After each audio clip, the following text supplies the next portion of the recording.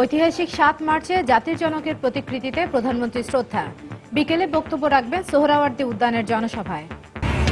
Biometric পদ্ধতিতে সিম নিবন্ধন প্রক্রিয়ায় গ্রাহকের ব্যক্তিগত নিরাপত্তা বিঘ্নিত হতে পারে বলে শঙ্কা। সরকার বলছে এটি পরিকল্পিত অপপ্রচার।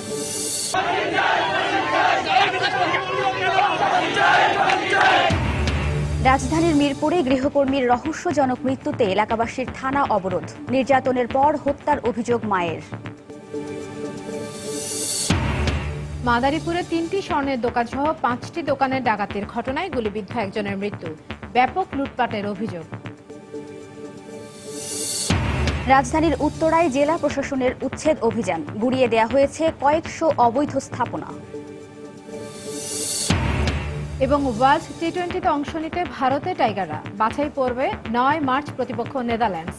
মূল পর্বে খেলায় প্রাথমিক লক্ষ্য বললেন মাশরাফি।